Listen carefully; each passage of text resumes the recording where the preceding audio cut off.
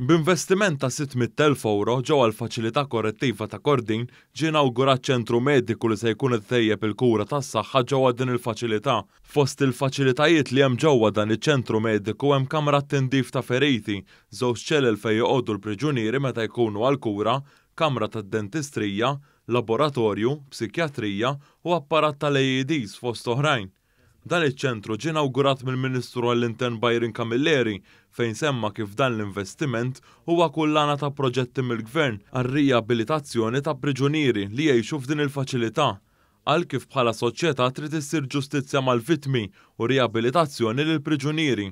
Wara li l-Aġenzija Servizzi Korrettivi ġabet ordni u dixxiplina ġewwa l-faċilità korrettiva ta' Kordin, kien imiss li nagħmlu l-pass li jmiss favur aktar riabilitazzjoni u anke aktar saħħa medika lir-residenti ta' din il-faċilità.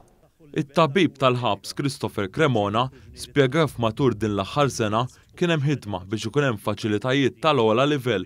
Huwa qal kif il-priġunieri li ttieħdu għall-kura mill-ħabs naqset b'1200 talba filwaqt li tnaqqas il-metadon li jingħata lil xi priġunieri. Dan hekk kif is-sena l-oħra kienu jingħataw 3 litri kuljum, filwaqt li din is-sena qed jingħata madwar litru metadon. Cremona qal kif fl-aħħar 10 tiem tlaqmu aktar minn 90% tal-priġunieri u l-ħaddiema tal-faċilità ħadu l-ewwel tilqima kontra l-COVID-19.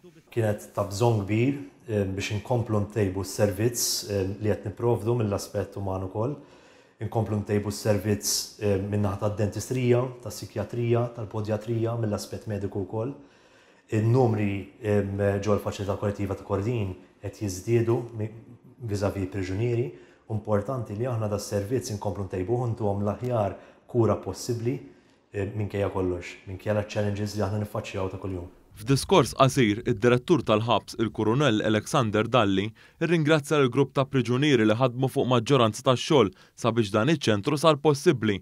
Intant, waqt li kienet tieħu l-mistoqsijiet tal-ġurnalisti, il-Ministru Byron Camilleri qal kif mill-bidu ta' din is-sena sa issa inħarġu madwar 2300 taħrika dwar ksur ta' restrizzjonijiet tal-COVID-19 mill-uffiċjali tal-Pulizija u tal-Leża.